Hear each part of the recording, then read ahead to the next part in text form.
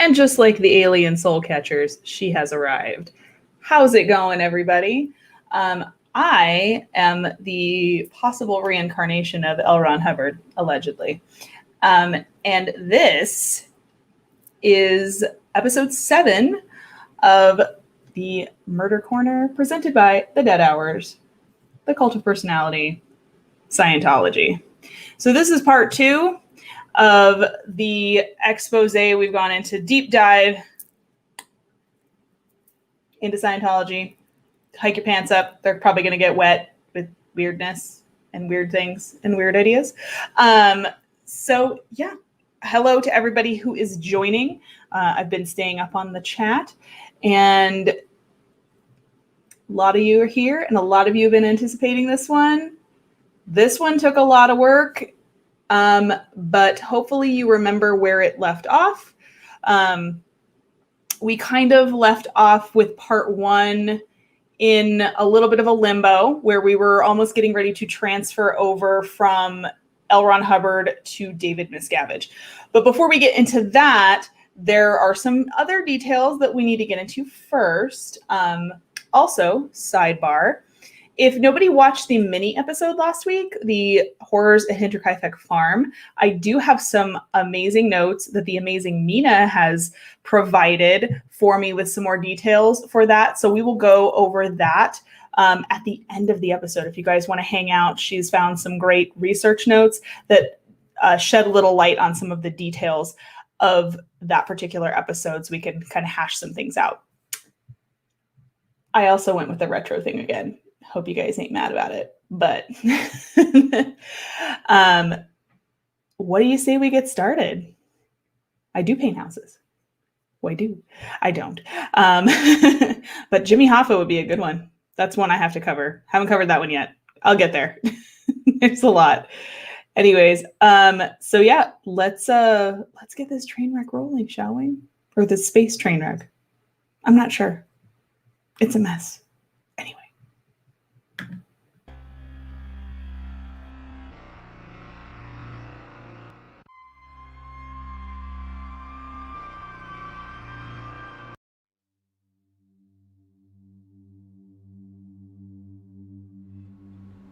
It was a regular sunny day. Imagine you're a woman stepping out into the warm California sunshine to attend a contrastingly solemn affair. Dressed smartly all in black as you step from the dark limousine with inky-tinted windows. Your expression is sober and calm, as one might expect at the funeral of your father, but internally you are conflicted. Simply enjoying the fresh air while ever wary of the bodyguard who stands only steps from you, never allowing you out of their sight. The services end, and you return to the car, taking one last deep breath of crisp air into your lungs. You pause before sliding inside, wanting to preserve this moment in all its poignancy forever.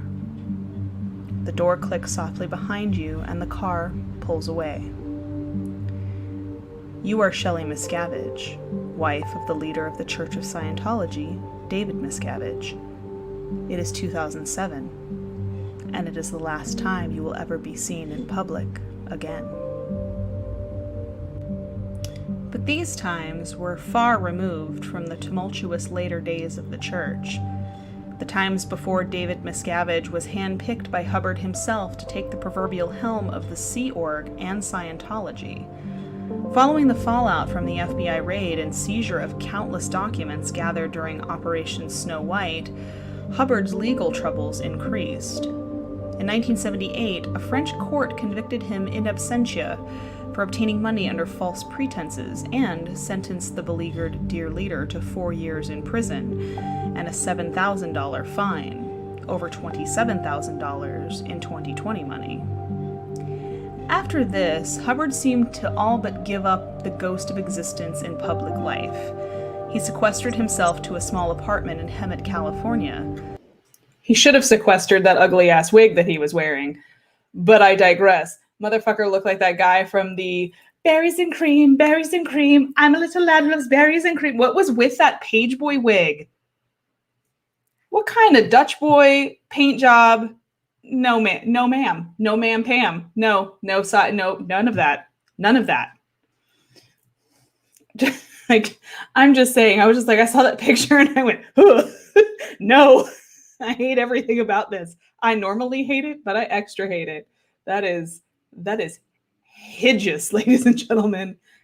Hideous. Anyways, continue me. His only contact with the outside world was with 10 trusted messengers from the Sea Org. He even cut off all contact with his wife, whom he saw for the last time in August 1979.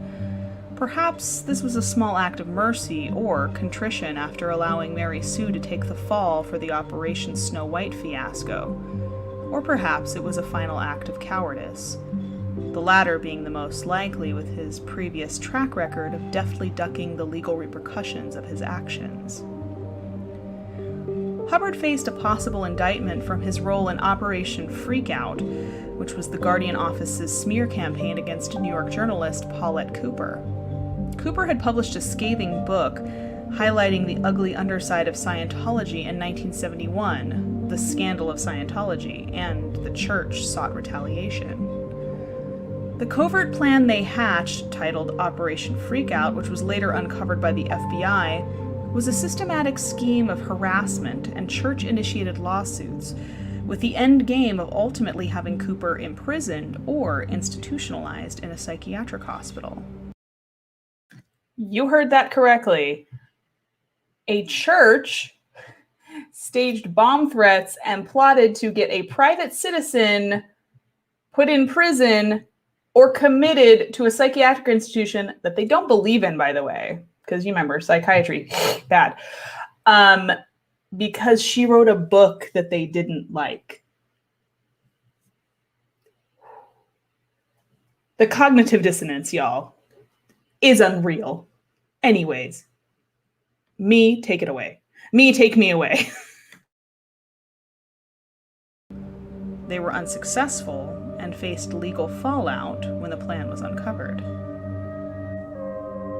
In 1980, Hubbard, rather than facing the music, went deep into cover in the company of 2 trusted messengers, Pat and Annie Broker.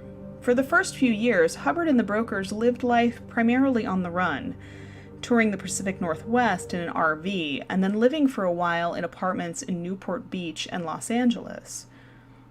Hubbard made creative use of this downtime to produce his first new works of science fiction in 30 years, Battlefield Earth, published in 1982, and Mission Earth, a 10-volume series published between 1985 and 1987. These publications, much like his older other works, received mixed reviews. They were widely panned by critics, but adored by his loyal followers. Widely panned is a nice way to describe that movie. That movie, literally, the only movie ever shot entirely in Dutch angle, and terrible, and featured John Travolta in unnecessary dreadlocks, and I consider it a hate crime. I'm just personally a hate crime. I'm just saying. During this time of self-imposed solitude, Hubbard also composed music, including the oddly titled book soundtrack, Space Jazz. This wasn't the only change that took place while Hubbard was not present in the daily operations of the church. Members of the Sea Org staged a coup and in a grab for power purged many veteran Scientologists. A young messenger who had been in the Commodore's messenger organization and had worked closely with Hubbard relaying secure messages stepped into the power vacuum to become the de facto leader of the group. This ambitious young man was named David Miscavige, and under his leadership, the church would reach new and terrifying heights. Mary Sue Hubbard, estranged wife of L. Ron Hubbard, had several heated encounters with Miscavige at this time, who persuaded her to resign from her position within the church. They composed a resignation letter together that confirmed her decision, all of this without ever speaking to Hubbard himself. Mary Sue's daughter Suzette would become Miscavige's personal maid, and though Mary Sue Hubbard would eventually change her mind regarding her resignation, convinced that she had been duped into doing so, Miscavige maintains that he and Mary Sue remained close friends despite this internal conflict. In 1982, being ever enterprising and wishing to remain in Hubbard's good graces, Miscavige set up a new organizational structure in order to release Hubbard from any personal liabilities when it came to the organization itself. A corporate entity was also established outside of the church which would handle the founder's personal wealth. The RTC, or Religious Technology Center, was established and was placed in charge of licensing any of Scientology's intellectual properties, and Author Services, Inc. to manage any proceeds. David Miscavige placed himself personally in charge of the organization and has held the title of chairman of the board since the founding of the RTC itself. The Church of Spiritual Technology, or CST, was established at the same time with an option to repurchase all of the RTC's intellectual property rights. Who thinks it kind of looks like space titties? Just me? Just me? Okay, just me. Hashtag space titties. Gotta have something to go with the space jazz. It's very romantic. Very mood setting. Anyways, continue me. Keep the name Church of Spiritual Technology in mind. It will become very important later. In October of the same year, Miscavige required Scientology missions to enter into new trademark contracts which placed a stricter policy on the use of any Scientology materials. 2 months later, he would enter into a new legal contract himself, a marriage with fellow Sea Org faithful Michelle Barnett, a woman who would become famous in her own right as the Queen Bee of Scientology, Shelley Miscavige. She had joined the Sea Org at age 12 and was a member of the Commodore's Messenger organization where she met David. Shelley was described as quiet, petite, and younger than most of the other messengers at the time, a bit overshadowed by the other girls. Former Scientologist and peer of Shelley Miscavige, Janice Grady, said that she was not really close to the other girls in the Messenger org since she was considerably younger, and that she dismissed the others as jealous rivals once she had started a relationship with David.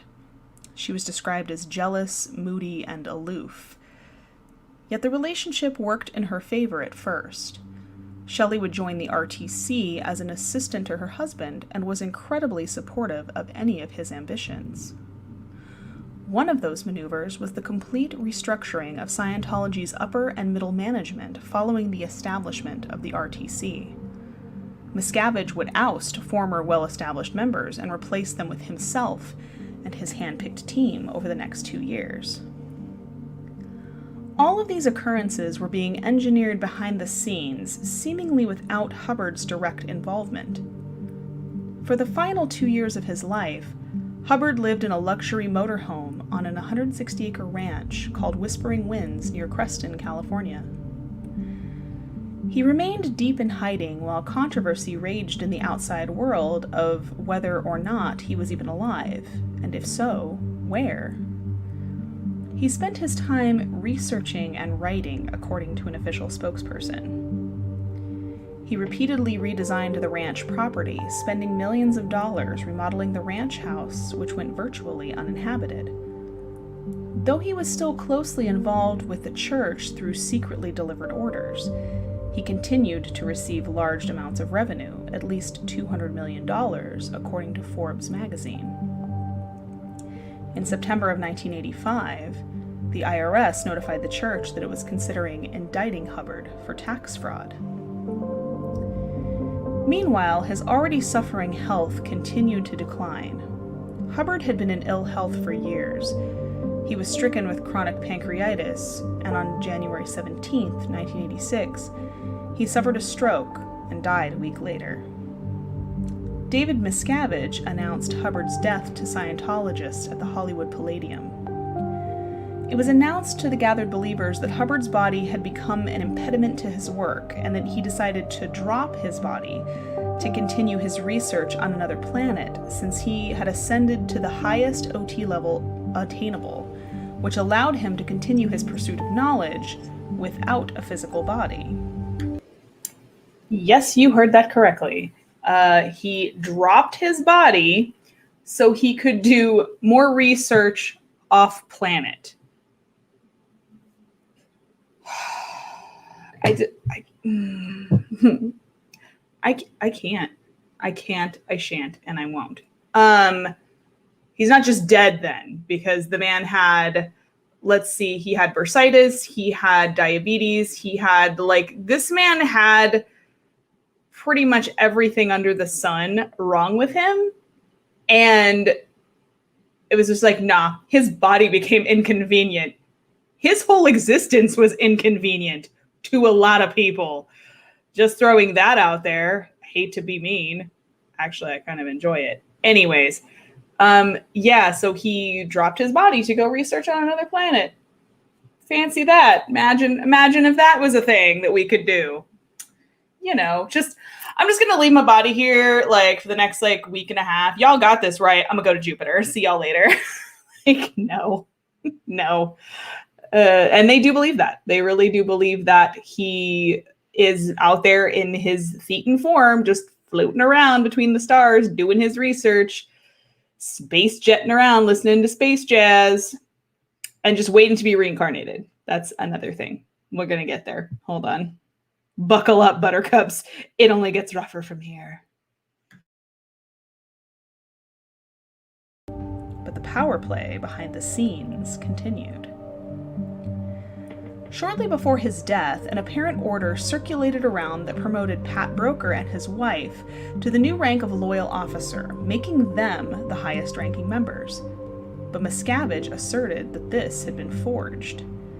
After Hubbard's death, David Miscavige assumed the position of head of the Church of Scientology, and according to the organization is the, quote, ecclesiastical leader of the Scientology religion. He also holds the rank of captain of the Sea organization and is its highest-ranking member. The copyrights of Hubbard's works and much of his estate were willed to Scientology. In a bulletin from May 1980, Hubbard instructed his followers to preserve his teachings until his eventual reincarnation, where he would return as, quote, not a religious leader, but as a political one. The Church of Spiritual Technology, founded by Miscavige and a sister organization to the main Church of Scientology, has engraved Hubbard's entire body of works from Scientology and Dianetics texts on steel tablets, stored in titanium containers to last for eternity. The doctrine and word of L. Ron Hubbard carries so much weight regarding his reincarnation within Scientology that there are 6 homes purchased for Hubbard that are kept in a state of readiness at all times. The bedrooms are laid out with clothing every day in case he reincarnates on any given day and needs earthly quarters to live in. So those are only 3 of the homes. I was not able to, I didn't really have time to track down photos of the other ones. The top one is the Bonnie House located at Gold Base. That one is in California, right outside Riverside, I believe. The bottom left one is Sussex Hill. It is in England. It is one that Tom Cruise apparently is living in currently. He has moved into the home that Hubbard used to have outside of London in the UK. The bottom right one is the home in Creston, California, the one that was on Whispering Ranch that he remodeled a whole bunch of times. These homes are kept at just a state of readiness all the time, in case he just pops back into a flesh prison and decides, you know what, I'm gonna go, I need a house. I'm gonna go check on my worldly affairs, because apparently he's supposed to come back as a political figure. Okay. Okay, Ron. Okay. I'm gonna need you to have a seat in the bullshit section. Okay, goodbye. And these are not small homes by any means. They are fully stocked multi-million-dollar mansions. And while the revenue and real estate holding of the church have only increased over the past years, their relationship with the Internal Revenue Service remained contentious. The IRS had stripped the organization of their tax-exempt status while still under Hubbard's watch in the late 1960s. They refused to acknowledge Scientology as a nonprofit charity organization, which is a status granted to most religious organizations. But that didn't mean that the Church of Scientology ever gave up on getting what they felt was their money, fair and square. For at least 2 decades, they bombarded the IRS with at least 50 lawsuits and, according to the New York Times, used their dubious policy of fair game to egregious ends. Quote, Scientology's lawyers hired private investigators to dig into the private lives of IRS officials and to conduct surveillance organizations to uncover potential vulnerabilities, and taken documents from an IRS conference and sent them to church officials and created a phony news bureau in Washington to gather information on church critics. The church also financed an organization of IRS whistleblowers that attacked the agency publicly. Unquote. In 1991, David Miscavige, along with one of his trusted board members, Marty Rathbun, visited the IRS headquarters in Washington, D.C. in order to have a meeting with the head of the service, Commissioner Fred T. Goldberg. At the meeting, Miscavige proposed an end to the legal war of attrition by ceasing the lawsuits in exchange for tax-exempt status. This led to a long and drawn-out 2-year-long negotiation process in which IRS tax analysts were ordered to ignore substantive issues because the issues had, quote, been resolved prior to review. To many, it looked like the IRS simply gave up and relented under the constant barrage of negative press and legal attention from the church. Ultimately, the Church of Scientology was reinstated with its tax-exempt status for itself and all its organizations, which saves them billions of dollars every year. It is several billion dollars. And don't forget, all of that money is contributed tax-free by the people in Scientology because they are, and many of them have said after they've left the church, that they're basically pressured into buying courses. You're basically pressured into continuing to go up the ladder because you're a bad Scientologist if you don't. If you don't spend thousands and thousands of dollars on these courses, buying stuff you've already purchased, doing these new things that they keep adding and changing. I mean, it's basically, let's look at it this way. It's basically a giant MLM scheme. But instead of the lady from high school that you knew that peaked in high school selling you fucking doTERRA oils or Pampered Chef pots, it's somebody trying to sell you alien religion, basically. And their whole thing is they get you hooked in, they get you financially like hooked in, and you're like, well, I'm just going to keep going because there has to be something to this. I've already invested so much. So it's, and none of that gets taxed. And you're going to get, we're going to get into like what they spend it on here in just a second. But to go back to the Pat Nanny broker thing. So also Scientology kind of like chews you up and spits you out when they're done with you. And if you get to a high enough point, which we're going to see a very extreme case of that with Shelly Miscavige here shortly, Annie Broker actually passed away a few years ago. It was back in like 2010 or 2012. She died under a different name in an apartment by herself owned by Scientology. She basically died alone and isolated from everyone, could not speak to anyone, because when you get high enough as she was, where they had in like contact with L. Ron Hubbard, they were the top people in the church at the time before David Miscavige basically just horned his way in. You know things. And they don't want you to maybe tell those things. So it was weird. There's a whole other rabbit hole I fell down with that one, where it was like, yeah, she died alone in an apartment under an assumed name. Like her family didn't even know she was dead. What? Excuse me? Like, I can't. Anyways, sorry, sidebar, continue me. To announce their ultimate victory over the IRS, Miscavige gathered 10,000 Scientologists in the Los Angeles Memorial Sports Center, where he delivered a 2.5-hour speech proclaiming victory and that, quote, the war is over. The crowd gave Miscavige an ovation that lasted 10 minutes.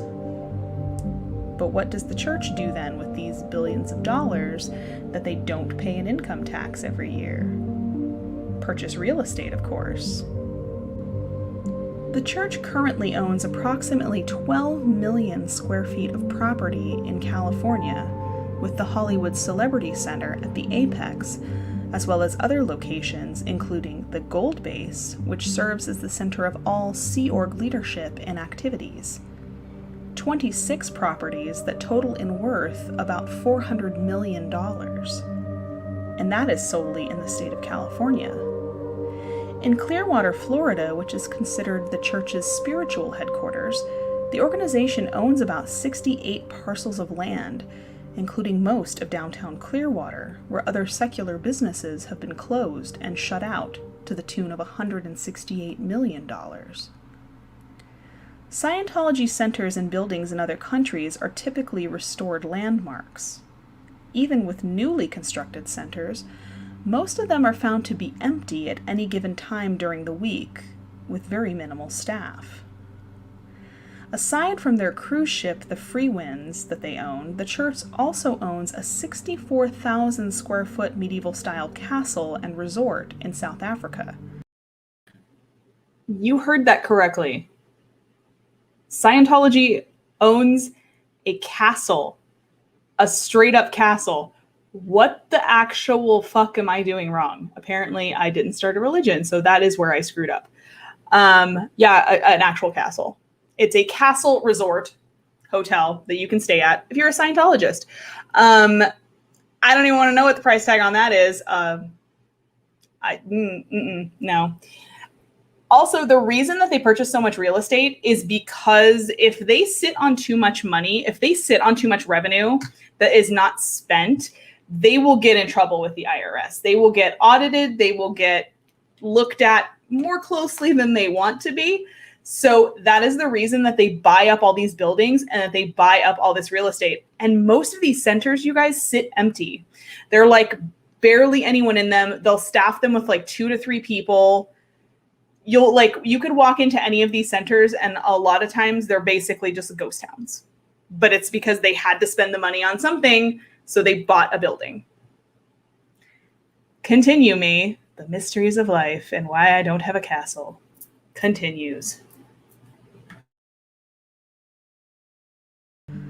They also own a 500-acre compound that constitutes the Church of Spiritual Technology, outside Twin Peaks, California, near Lake Arrowhead. And this is supposedly where, according to inside sources, Shelley Miscavige is being held as a virtual prisoner. For decades, Shelley Miscavige had been the First Lady of Scientology, always by David's side for every meeting or photo op. Though most people who witnessed the pair together described it not as a romantic relationship, but more like a business one between a boss and his employee. Quote, "I never, ever, ever saw them kiss," a former Scientologist and Sea Org member told Vanity Fair. "I had plenty of opportunities to witness them together and never, ever saw them affectionate with each other." Unquote.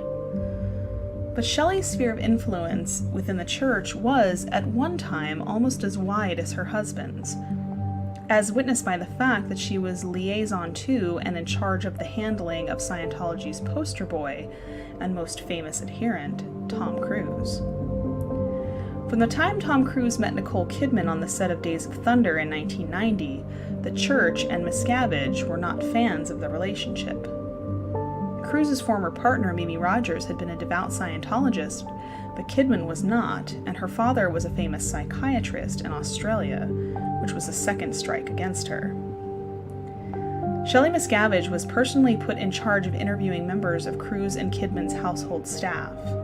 According to accounts from former Scientology executives in Lawrence Wright's book, Going Clear, the church offered for unpaid clergy to renovate their home, and in doing so, quote, installed a sophisticated audio-visual system.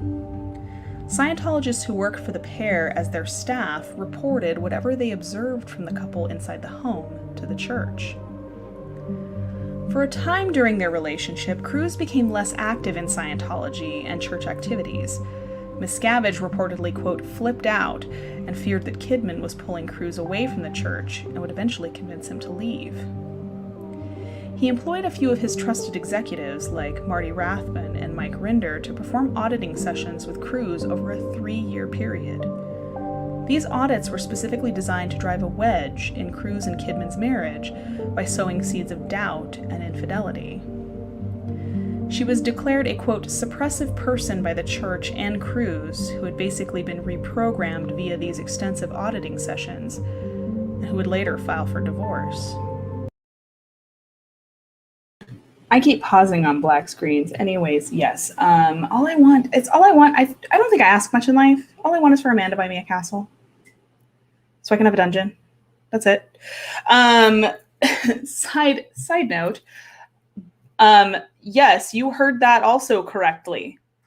Scientology broke up somebody's marriage because they didn't like their spouse. They literally had an axe to grind with Nicole Kidman. And to be fair, she did almost get Tom Cruise out of Scientology. She did almost have him like unprogrammed and stuff. And then they went in like hardcore with the auditing sessions and audited him for 3 years. 3 years of auditing sessions, basically implanting the idea that she was cheating, that she was unfaithful, that like all of these ideas. And when you're subjected to auditing sessions are very like deep and personally detailed, and they ask you very personal questions. It's almost like a confessional with a priest, except they record everything so that they can blackmail you later, so there's that. But once you've had that happen over and over and over and over for years, you probably start to believe it. And they saw them losing basically their cash cow and went, no, you get back here, sir. You get back here with your short ass and go make more Mission Impossible movies and jump on Oprah's couch and act a fucking fool. But it was and I don't feel really 100%. I don't feel bad for Tom Cruise, and I'll get into why I don't later. This was the part that I felt a little bit of like a twinge of guilt a little bit for him, because he really did love Nicole Kidman. From what I've heard in documentaries and what I've heard in other things, they were like, yeah, no, he totally was in love with her. He really did love her. And they basically ruined this man's life for religious purposes. Continue, me. Don't people become not religious to get out of a marriage? I don't know. Like, isn't it the opposite usually? I don't know. Continue, me. Neither he nor the couple's 2 adopted children will be permitted to have any further contact with Kidman because of her declaration and the church's policy of disconnection. When Cruise began a relationship with actress Penelope Cruz, Shelley Miscavige was in charge of supervising Penelope's auditing and helped her through the church's Purification Rundown program, a controversial detoxing program invented by Hubbard where the subject is exposed to high heat for 5 hours a day for up to 4 weeks. It's known to cause heat stroke damage, which can lead to brain and organ injury and even sometimes death. The 5,000 milligrams of niacin that is included as part of the treatment regimen is also known to cause liver damage.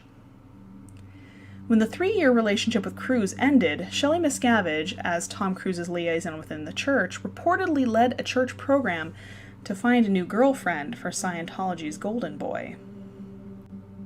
Around 100 young Scientologist actresses were interviewed, but not informed as to why. An actress named Nazanin Bondiati was eventually chosen and introduced to Cruise.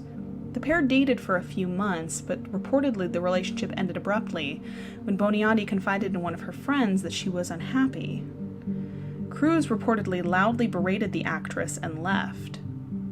Following the breakup, members of the church came into Bondiati's home to confiscate and destroy any photos, letters, or evidence of the short-lived relationship even ever having existed.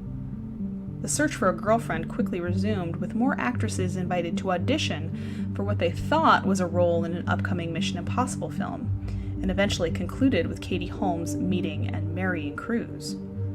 His attorney denies that the church executives had a hand in or set him up for any relationships. Was that or was that not the most terrifying face? And if you haven't seen that video, the video is a Scientology video where basically they had this big ceremony giving Tom Cruise this big giant Scientology award because he was rewarded OT8, which is the top level in the church that you can get currently. So they did this whole video about him basically sucking his imaginary, you know what. And he's interviewed in that episode and is completely psychotic. Like that, he's like cackling, laughing, and it's like, dude, like, it's terrifying. It's terrifying to watch because it's like when he's straight faced and he's talking, he's like very intense and very like, but you can see there's like no emotion. There's like nothing. And then he starts like laughing like a madman over like, and you're like, bro, you good? Like, oh my God, it's scary. If you watch Going Clear, they show the video or parts of it in there. Yeah. Continue me. It was reportedly during this chaotic time that things also took a sudden downturn for Shelley Miscavige. Around late 2006, she botched a corporate reorganization project for the Sea Org and clashed with her husband over how to do it. David reportedly left Scientology's international base. Upon his return, Shelley was said to have, quote, visibly changed her mood and, quote, to have looked cowed. Mike Rinder, the church's chief spokesperson at the time, said that Shelley asked him if David was still wearing his wedding ring.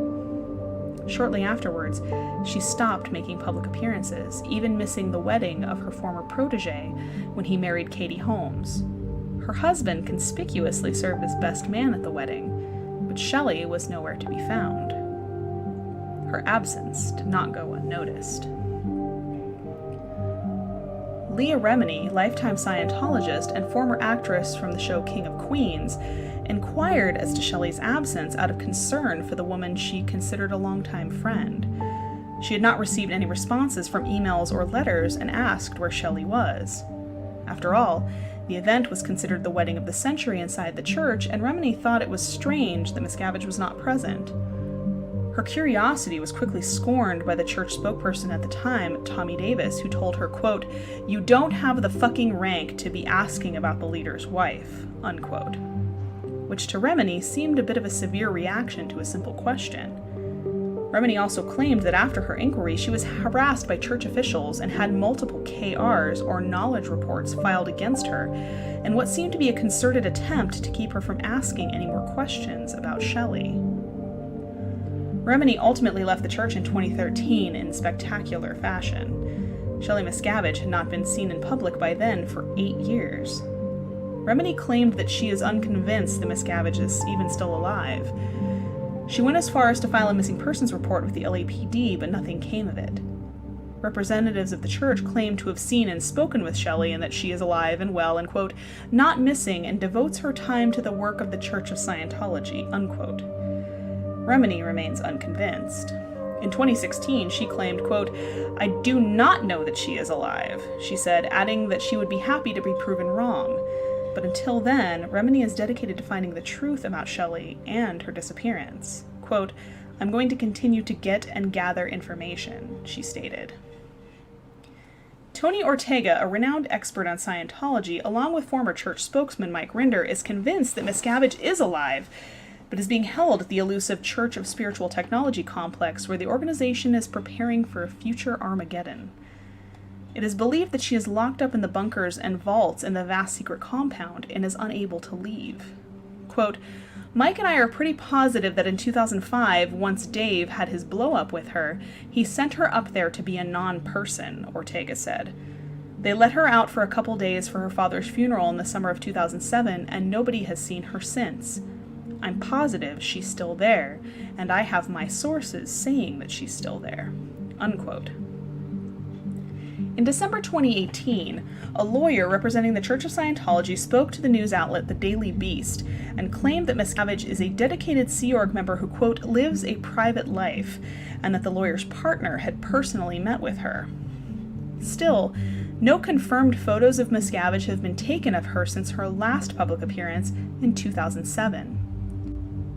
And if there was a need in David Miscavige's paranoid mind to keep his wife in captivity in order to ensure her silence, what better place than the formidable compound in the hills near Twin Peaks?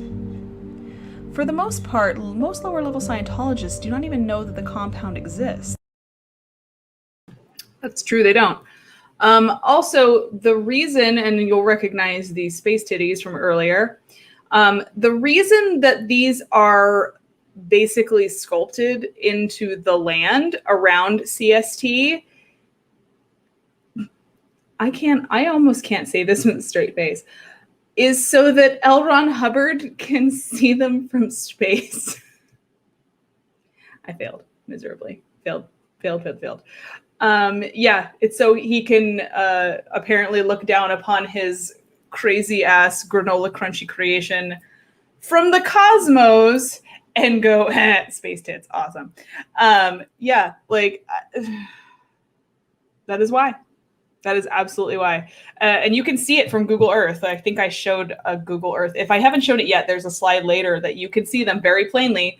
There's the CST compound, and there are the, yeah. It's like crop circles, except stupider. I guess, you know. Continue, babe. Only celebrities and board members seem permitted to stay on site. One anti-Scientologist activist who has worked with hacker group Anonymous, who goes by the pseudonym Angry Gay Pope, visited the compound and managed to take some photos. He found the compound monitored by a vast network of surveillance cameras and satellite dishes. The perimeter of the compound is also surrounded by fencing called Ultra Barrier that is primarily used around border crossing fences between the US and Mexico. The website of the company that manufactures it describes it as, quote, the ultimate psychological and physical barrier, providing unsurpassed security without the concentration camp appearance of barbed wire, unquote. Perfect for keeping trespassers out, or perhaps for keeping people in. The compound, according to Pope, is maintained, quote, like a prison camp. It's estimated that the sprawling compound comprises several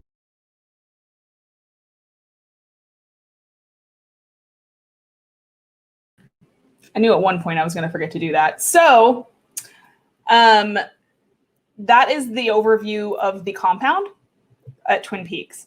It is large. It is very large. It is near Lake Arrowhead in California, if you guys missed that part. The address, actually, if you screenshot this, is at the bottom of that slide right there, and it'll tell you exactly where it is. But good luck trying to get up there, because the moment you get close to it, the closest you can get are the gates that I show a little later. They chase everybody off. There are constant security patrols. It is highly monitored. If you are not invited up there, if you're just, it's like Area 51. If you are not belonging there, they will run you off.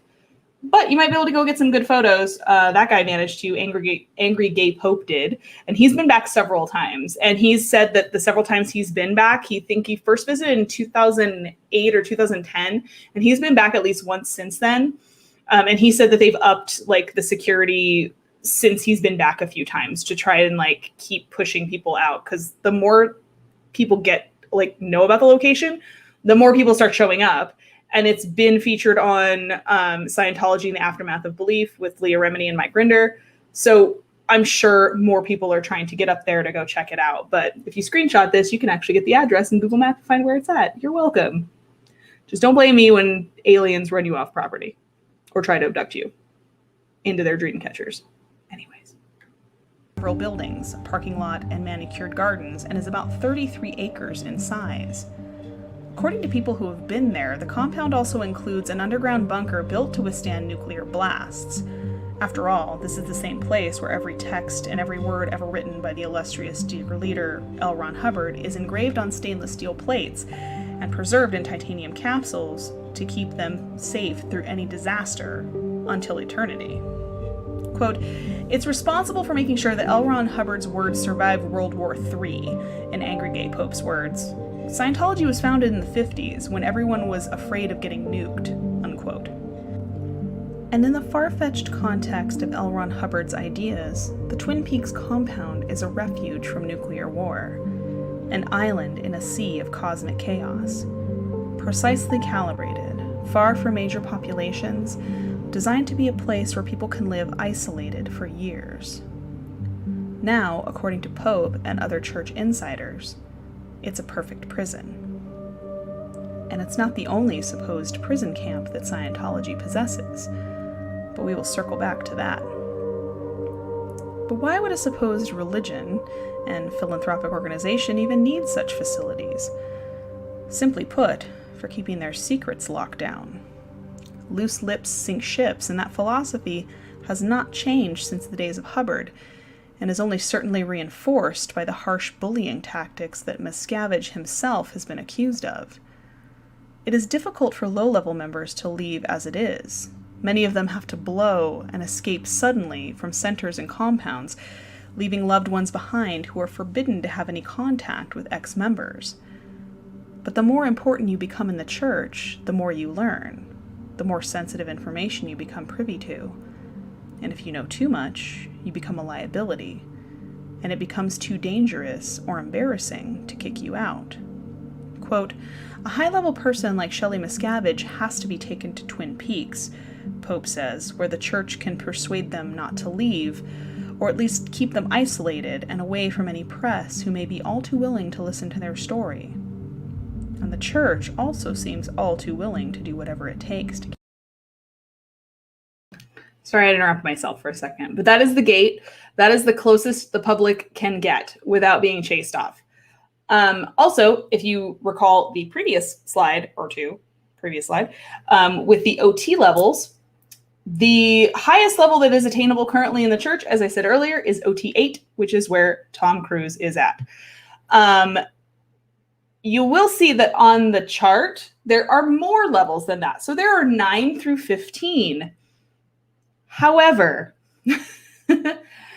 9 through 15 don't actually exist. They have them on the chart, but there's actually no doctrine for them because Hubbard died before he could complete them. And it's the proverbial carrot on a stick that Scientologists are told, like, yes, you can get to more levels and then you can like get out of your body and like superpowers and stuff like that. So they're constantly told about these upper levels and there's nothing there. It's all smoke and mirrors, guys. Sean and Cody, please don't go. Please don't go into Scientology law. Like, I kind of like you guys, and I don't want you guys to be disappeared by the fucking Xenu's Goon Squad. Like, yeah, new episodes for Mystery Project. Hell yeah. Like, we should all just go on a car trip. Let's all go. I have smoke bombs. Don't ask why I have them, but let's go and like drive up there and like go check it out and get chased off by Scientologists. It'll be fun. If it's a fun day trip, you know, some brunch, getting chased by religious weirdos, that'll be fun. Keep their secrets. Just ask Shelley Miscavige's mother, Flo. Or you could, that is, if she hadn't died under mysterious circumstances. Flo, a lifetime Scientologist, had later in life left the church and supposedly took, quote, confidential upper-level materials with her. She even joined a rival independent Scientology organization founded by former Sea Org member David Mayo. On September 8, 1985, she was found dead from a gunshot wound to the head from a Ruger 10-22 rifle.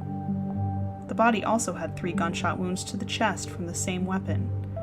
1 surface wound, 1 through a breast implant, and 1 that passed through the left lung and fractured a rib. There were also superficial slash marks on her wrists that were identified in the autopsy as being a few days old. The mysterious death was ultimately ruled a suicide. But there was certainly no love lost for his former mother-in-law, according to one former member of the Sea Org. Upon learning of Flo's death, David Miscavige reportedly said, quote, "That bitch got what she deserved," unquote.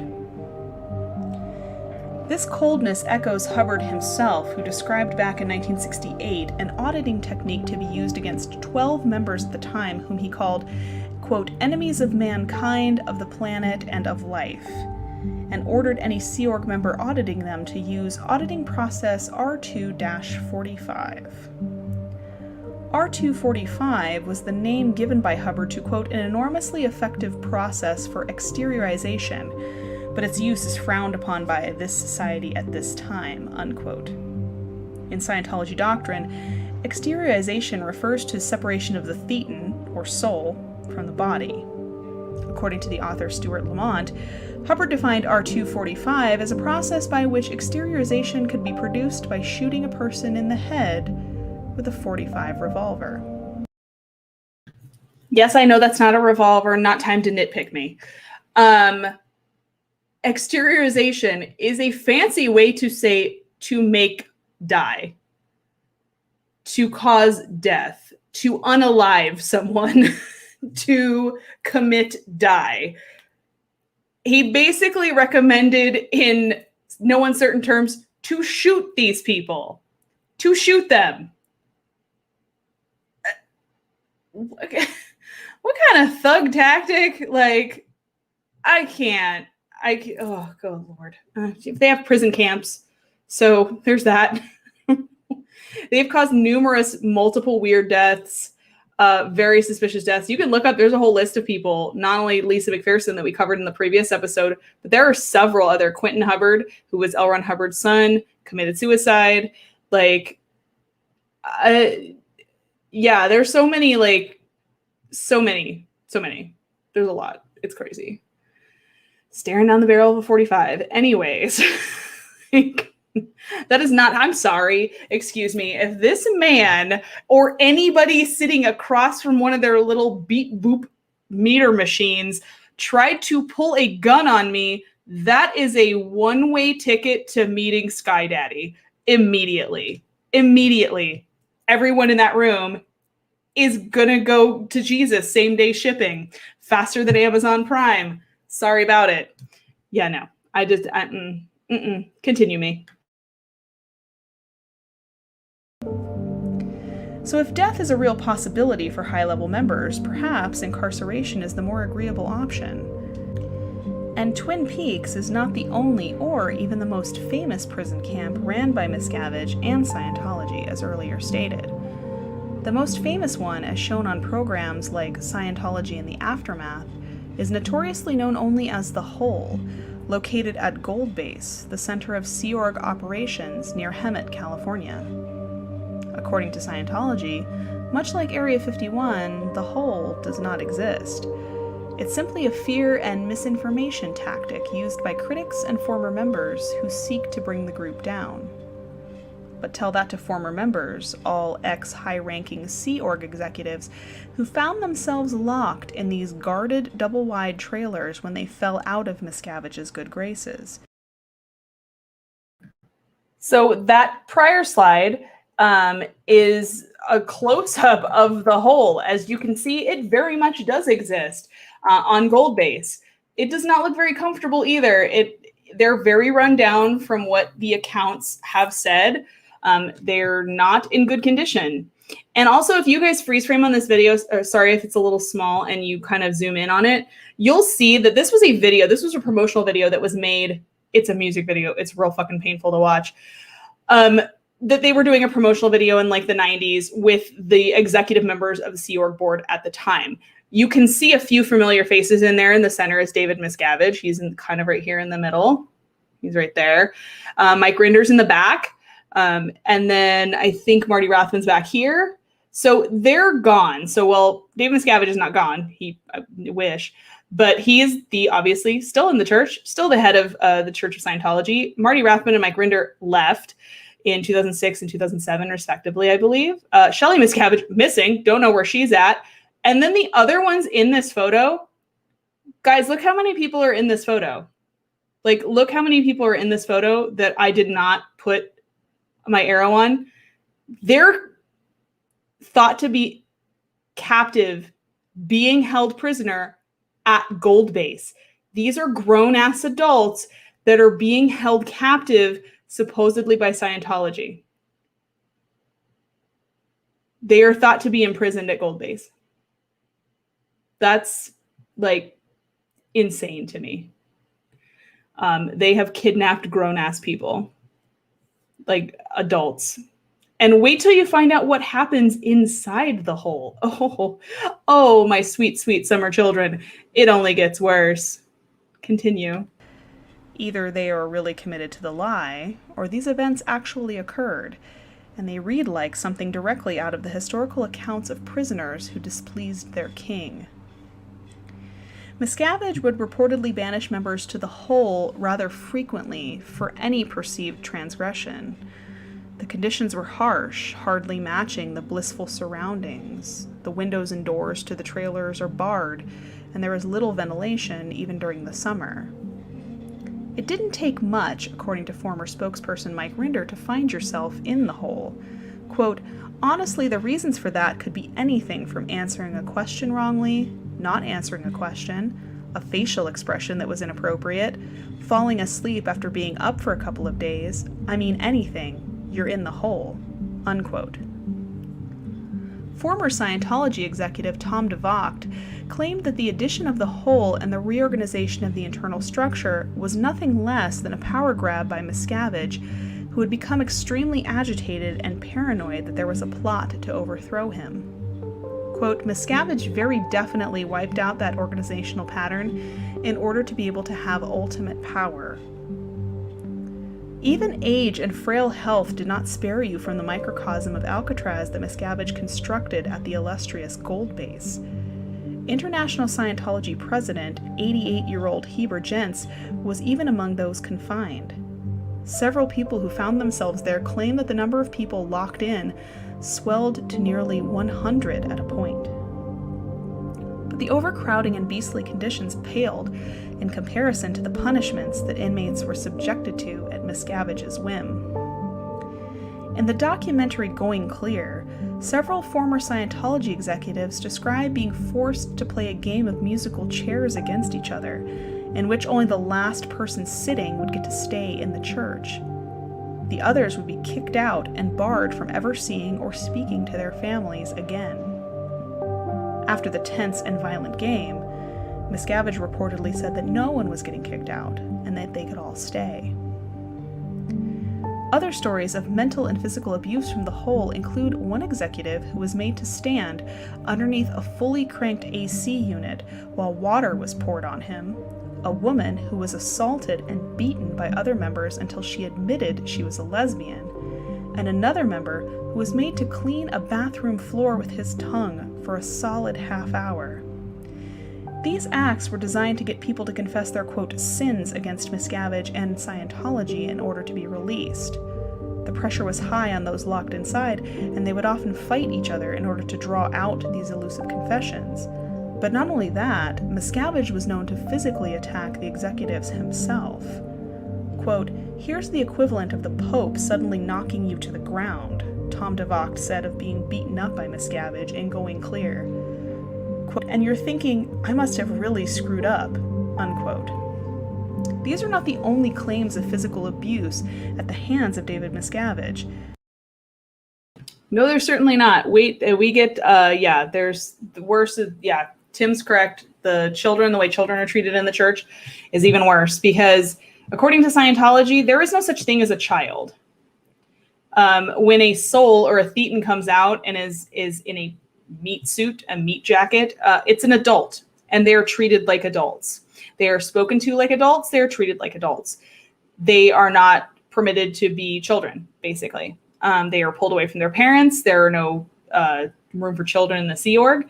So it's really horrible. And they are placed with adults who supervise them, kind of like the Scouts or something like that, where they're placed with strangers who are adults. And there have been numerous accounts of physical abuse, sexual abuse on these ships with children. It's not okay. And there is nothing okay about anything about this. So I said I would get back to why I don't feel a lot of sympathy for Tom Cruise. And you can see in these slides where they outline the distance so that building there that you're seeing in the one is where Tom has his private courses, his private classes. And you can see how close it is to the hole. He has to know what's going on. He is on Gold Base apparently a lot, all the time, as a matter of fact. Has his own private courses there, has his own private bungalow there, as does David Miscavige, which is weird. They have this weird bromance, and I'm really uncomfortable with it. He has to know what's going on. So my level of sympathy for him within the church at this point is pretty much nil. So, because he definitely knows. He knows of all these abuses that are happening, and he knows that people are being treated this way. If you're a member of the Sea Org also, which is Gold Base is Sea Org Central, if you commit these transgressions, you either wind up in the hole, or they basically put you on manual labor, and you will work for anywhere up to 14, 16 hours a day, sometimes 30 hours without sleeping, without being allowed to shower, without being allowed to go to the bathroom. You'll be doing manual labor like planting, building stuff, cleaning, to make up for your punishment. Like it's your punishment, like you're a child being scolded. It's horrible. And you get paid technically in the Sea Org, but you make 30 cents a day. So it's basically slave labor. So if we're going back to the big board of bullshit, these people check all the boxes: slavery, human trafficking, physical abuse, sexual abuse. It runs the gamut. It really does. I'm going to come back in a second, but yeah, hold on. Continue me. Similar charges have been reported in previous years, way before the institutions of punishments like The Hole and Twin Peaks. In 1987, the BBC program Scientology, The Road to Total Freedom, featured an interview with former member Don Larson, who described Miscavige's physical violence toward a staff member. In a 1995 interview, Stacey Young, Miscavige's former secretary and the ex-wife of Hubbard's former spokesman Robert Von Young, asserted that Miscavige emotionally tormented staff members on a regular basis. Quote, "His viciousness and cruelty to staff was unlike anything that I had ever experienced in my life," she said. "He just loved to degrade the staff," unquote. In an incident also witnessed and supported by former Sea Org member Amy Scobie, Jeff Hawkins, a former marketing guru for Scientology, claimed to have attended a meeting where Miscavige, quote, "jumped up on the conference room table, like with his feet right on the conference room table, launched himself across the table at me, I was standing, battered my face, and then shoved me down on the floor," unquote. Hawkins claimed that David Miscavige assaulted him on at least 5 occasions. And this sort of Hold on. So you heard that correctly. He would do this, and Jeff Hawkins is not the only one who says that this has happened on multiple occasions. Both Tom DeVocht, Mike Rinder, Marty Rathbun, all pretty much the executive board said that they were assaulted by Miscavige on multiple occasions, that he would punch them, throw things at them, verbally abuse them. For the record, I have to put it out there, the fact that David Miscavige is basically a pocket human. He's about 5'7". So I would dare this little puff of a man to try that shit with me, because it'll be the last thing he does on God's green earth, because I will turn him inside out. Yes, I will. Go ahead, little man. Let's go. Let's go. You want to test that theory? Bring it. Go ahead. Like Jeff Hawkins is over 6 feet tall. He is like 6'1", 6'2". And this little chihuahua of a man is barking him down. And I'm like, why did nobody literally knee shot this man directly to the face? Like, or knock his head down into his neck. Like, but that is a complete testament. Patrick, he is a pocket plasma at this point. David Miscavige, the original pocket plasma. But it's a total testament to the mental hold that Scientology has on people. These were men much bigger than him that he was beating up and berating like children. But they thought they deserved it. They thought they messed up. They thought they had it coming. Like, that shows you how, and like Tim was saying earlier, they're mentally broken down. Even the people that are held in the hole wouldn't tell you that they're being held prisoner. If you were to walk in there right now and interview them, they would say, "No, I want to be here. It's my choice to be here." And that's the scary part of it. So continue me. Treatment wasn't solely reserved for executives, but for family members as well. Ron Miscavige, David's father, would leave the church in 2011 after one day simply Googling Scientology and reading all of the negative press and articles about the group. Members are encouraged, and one even might say programmed, against any independent research outside of what information Scientology provides them, as the church claims that any negative depictions of their members or actions are false. But after 42 years inside, Ron decided that enough was enough and planned his exit. It wouldn't be an emotional parting, since according to Ron, David never even called him Dad. Quote, "On that base, David Miscavige referred to me as Ron." Ron Miscavige said of his relationship with his son, quote, "He never called me Dad. I was a staff member. Family connections were considered by Scientology as a false dynamic, meaning no spiritual being is the father of another spiritual being." Unquote. Ron planned his escape with his wife for 6 months. They were finally able to do so during a routine trip across the street. The guards were used to them running this regular errand every week and let the couple pass through the gates. But even after leaving the compound, they weren't free from the church. For 18 months after leaving, Ron told police that he was constantly surveilled and followed by a private investigator hired by the church in 2013. During questioning, the investigator told police that during a routine observation, they mistakenly thought that Ron was having a heart attack. When David was told this, he allegedly told the investigator not to intervene or help his father if he was in health distress, and to let him die. No doubt a heartbreaking thing for a father to hear from his son. Ron Miscavige passed away in June 2021 from cancer and other health conditions at the age of 85, but not before publishing a book that spoke of his experiences inside Scientology, denouncing the religion and his son, called Ruthless: Scientology, My Son David Miscavige, and Me. He's also not the only member of the Miscavige clan who defected, and has had less than complimentary things to say about the current CEO and leader of Scientology. His niece, Jenna Miscavige Hill, also penned a memoir called Beyond Belief: My Secret Life Inside Scientology and My Harrowing Escape.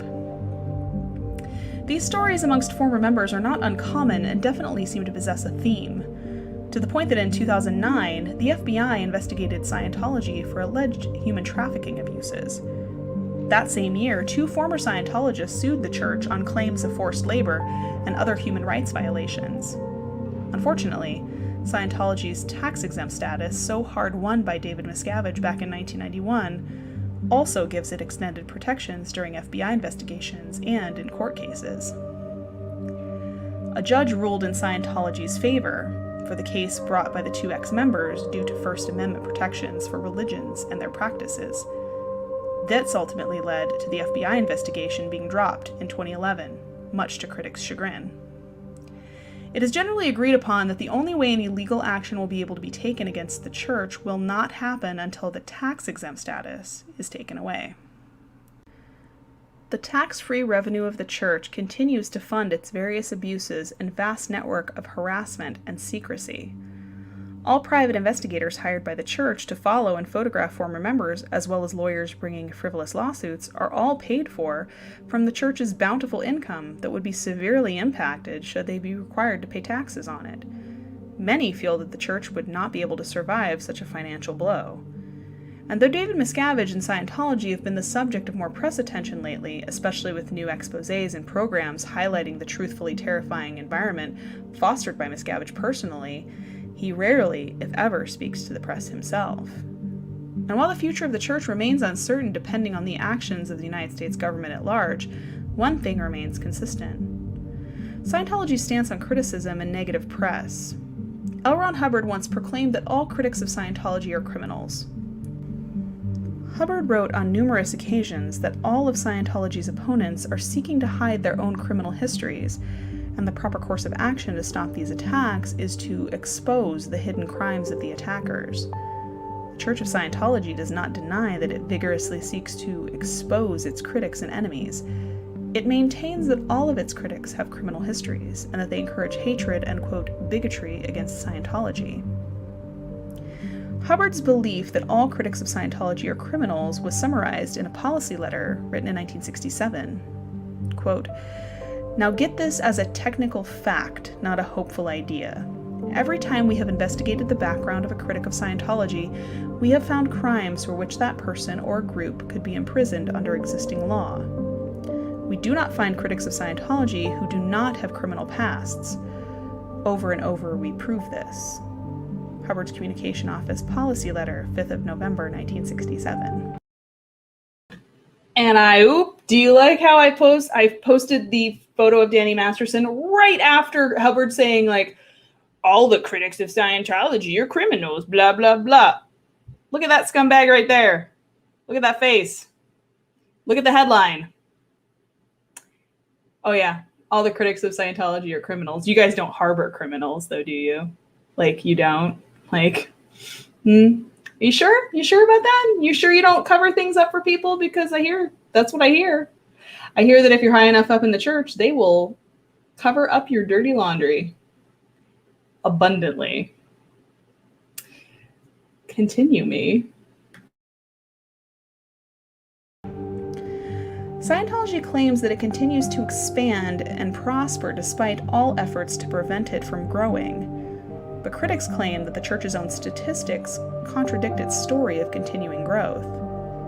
The church maintains its innocence in any criminal abuse allegations and states that such claims are made by, quote, bitter ex-members who only wish to make the church look bad.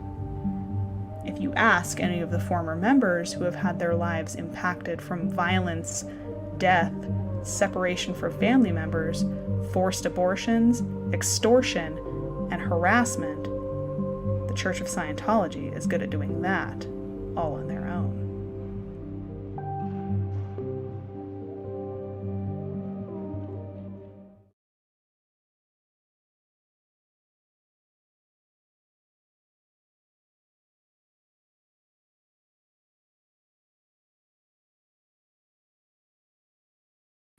I did it again. How about that for an expose? Yeah, so, I mean, it's a lot. Yeah, no cars yet. No cars yet. I haven't looked outside. Like, there might be. They might come to get me.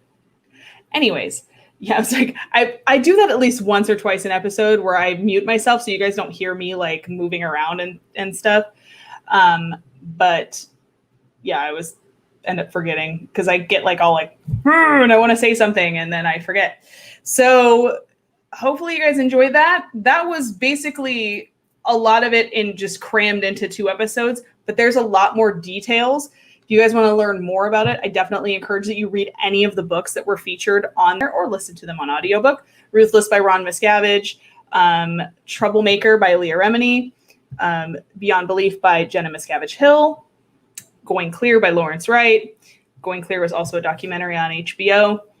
The Scientology in the Aftermath of Belief, which is the documentary series with Leah Remini and Mike Rinder.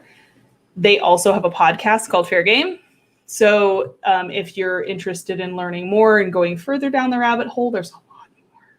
There's a lot more. I mean, the abuses of the church are just extensive. And the fact that nothing really could be done about it until like tax exempt status is taken away because they're protected kind of to an extent by law because they're a religious organization is really crummy. So, yeah, so that was part 2 and we are done with Scientology. We're moving on next cult episode and the final cult episode of the Cult of Personality miniseries is going to go back to the old school, to the OG, Charles Manson and the Manson family. And I think that dovetails nicely right back into true crime. So as promised, I do have some notes from the episode so if you guys didn't see, I said at the beginning of the episode, I would go over some notes about the Hinterkaifeck episode, which is the mini episode that was in between part 1, part 2. Of Scientology. So Mina, one of my lovely viewers, was nice enough to go do some archive digging for me to find out some more details about it because we weren't 100% sure if Andreas, the father at the farm, and Victoria were in fact in a confirmed incestuous relationship. And according to the things she found, she said that they were actually sentenced in May of 1915 for such a charge, and he had to go to prison for a year, and she had to go to prison for a month. She had to go to prison too. Not really sure why that is, because that seems fair, right? So then on September 1919, her son was born, but during her pregnancy, there were already rumors about it. So Schlittenbauer, who was one of the suspects, as you remember in the Hinterkaifeck murders, her father kept claiming that the kid belonged to him, but nobody was really sure. Schlittenbauer, in fact, himself reported the 2 for incest to the police, saying that she told him that she said that, yes, this is where the baby came from. On September 25th, Schlittenbauer then withdrew that accusation and said, no, I was just kidding, blah, blah, blah, because that's something you totally just kid about. And then he claimed to be the father in court, and agreed to pay the fine or whatever, but apparently only did so because Andreas told him he would pay him back. So he's like, hey, front me out some money. Then on October 23rd, he changed his story again and said, just kidding about the second time, I was lying, and it really was incest. And he said he wanted to marry her, but her dad wouldn't allow it. So in the end, his constantly waffling story basically was not enough to convict them again, but they were convicted at least once. So there's that. So thank you, Mina, for the lovely research and the kind of confirming some details that we did not know. But yeah, I'm just trying to catch up on your guys' notes because... Oh, thank you, Tim. That's awesome. Yeah, I had to kind of pick and choose because there's a lot. There's so much with Scientology, as there is with a lot of cults. There's a lot to stitch together and to try to make it sound cohesive and make it make sense. And what I really wanted to focus the story around in the first part around Lisa, and the second part around Shelley, because these are women that have been basically disappeared and killed and abused by the church. They're not the only ones. There are multiple people who have either committed suicide, disappeared, been murdered. There's a list. So I really wanted to make them the focal point of these stories. Shelley Miscavige is still missing. She's still missing. Supposedly, people have seen, Angry Gay Pope at least did on one of his visits, see a woman from behind who was an older woman who could have been Shelley Miscavige. It would have been age appropriate at the time. Saw gray hair, and she was being followed by two handlers, basically, but did not see her from the front, so could not confirm that that was her or not. But what do you say about a church and a religious organization that holds people hostage, that won't let them leave, that they could be dead? And honestly, killing them, not out of the realm of possibility, because like I said in the episode, Hubbard himself basically threatened that you should shoot people if they're terrible, and that her mother, Shelley Miscavige's own mother, David Miscavige's mother-in-law, died in a suicide that really didn't sound a whole lot like a suicide. How does a woman shoot herself 3 times with a rifle? She's also a short woman. This was a rifle. It's a long gun. We're not talking about a pistol. We're not talking about a semi-automatic. We're talking about a hunting rifle. She was 5'3", 5'4". That's a difficult weapon to line up, and yeah, it stinks to high heaven. I've seen enough episodes of Forensic Files, and I know what I'm talking about. But if you guys have any questions, I didn't see them as I was going through the notes. If you have any, go ahead and ask them now. If there was something I didn't clarify in the episode that you wanted to know, or that you had a curious question about, I will give you guys a moment. I'm trying to watch both because I have them popped open, both chats. Also, this is delicious. Just throwing that out there.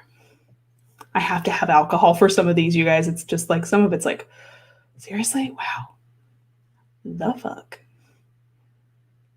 When are we going? Hey, let's do it. Let's storm CST.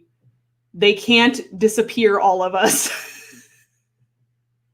If enough of us go and just run the gates, what are they going to do? What are they going to do? They can't alien soul catch all of us. Xena will be pissed. I'm going to tell you that right now. Xena will be very mad. I don't know. Maybe they can.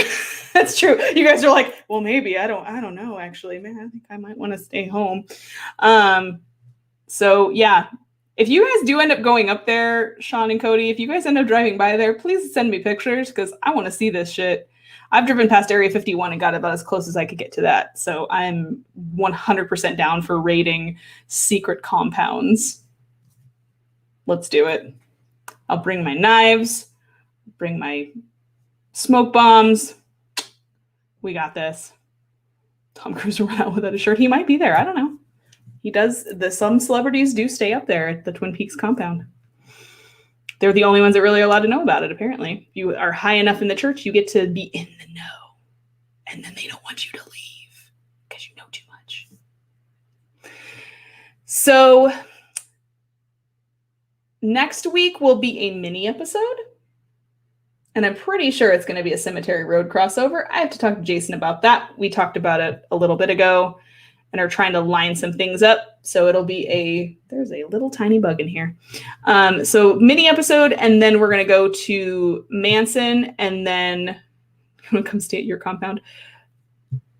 You're actually asking that in here, dude. Like, you know that's a yes. You know that. Never mind. You know what we're going to do? Instead of making this the Storm the CST, we're just going to make Storm Patrick's house.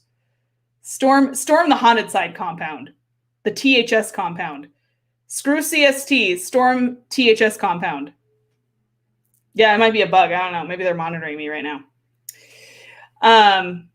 Yeah, mini-sode. Also, your house, your compound. Do you have a compound? I want to see the photos of the compound, sir. Send me photos of compound or no compound. I need receipts. I'm a cult expert after all. Yeah, only if it's a castle, right? They have a castle. That is so wild. That is so crazy to me. Like, a religion has a castle. Yeah, whatever. Okay, weird. What do you need that for? Like, who is... I don't know. Apparently, Elrond is coming back one day, and he has to be really impressed. He has to be really impressed by all of this. It's time to be high enough in the THS church. Well, where's my rank? I need a ranking system. I need some clarification here on how this works. So we're gonna have to hash some details out. Because if it's Pope or nothing. Like, I want Pope or nothing. That's it. It comes with a cool hat. And I'm pretty sure some other cool stuff, but the hat. I'm in it for the hat. Anyways. So if you guys don't have any more questions, then I will wrap things up here. So please join us next week. Also, side note, speaking of receipts or whatever, and receipts and things, please check the store link, which I think Polly was posting and somebody was posting a little bit ago. Check the store because there's a new shirt on there by the head of the Church of the Haunted Side, Patrick McQuarrie, in there that is called the Dead Hours Greatest Hits, and it is sexy as fuck. You guys will really want this one. And it's available on a whole bunch of other colors other than black. What? Weird. I know. I'm out of my skull. And it's the hat. It's the hat. It's the power. The power trip has gotten to me. So yeah, go check that out. It's a brand new shirt. It's a brand new design. It looks like an album cover. It is sexy as hell. Please go check it out. I will make sure to link it in the groups. I'll make sure to link it. Janine bought it. It's great. It's awesome. You get a free intro. You get a free intro auditing course into the Church of THS. All power to the engines. Illuminati. I don't know. So yeah. So thank you guys. Go check that new design out. Buy it if you want.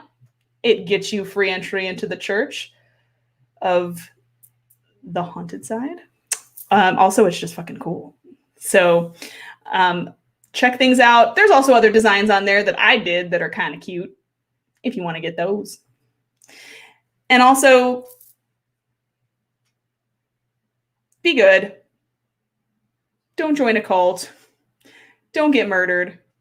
And stay spooky. And I'll see you guys next week. Have a good one.